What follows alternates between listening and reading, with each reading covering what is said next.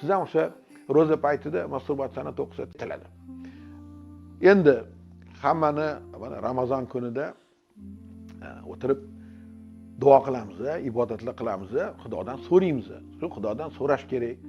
Meni o'sha shaytondan nari qilgin deb, menga o'sha kuch-quvvat bergin deb, shu Ramazon keldi, men shundan qutulib ketay deb, 30 kun agar ro'za tutib, namozingizni o'qib, ibodatingizni qilib, o'sha kinolarni ko'rmasangiz, bilasizku, bu ibodat degani nima degani? Ro'za tutish degani faqat yemo-ichmodan saqlanish emas, o'sha yomon gapdan, yomon odatlardan, harom ishlardan saqlanish.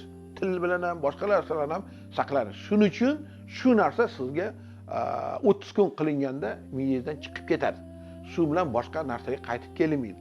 Jismoniy bog'liqlik 10 kun ichida ketadi. Masalan, narkoman ham 10 kun narkotikni qilmasa, shu 10 kun ichib ketadi, boshqa qilib, 10-kun o'sha ichib ketishi ham to'xtaydi, sekin-sekin o'sha jismoniy bog'lanishdan chiqib oladi. Ruhiydan emas, ruhiydan chiqish uchun ancha vaqt kerak bo'ladi. Yillab kerak bo'ladi ba'zida. Lekin jismoniy bog'lanishdan chiqib olgan odamga u yog'i yengil bo'ladi. Siz ham o'sha ro'za paytida masturbatsiyani to'xtatsangiz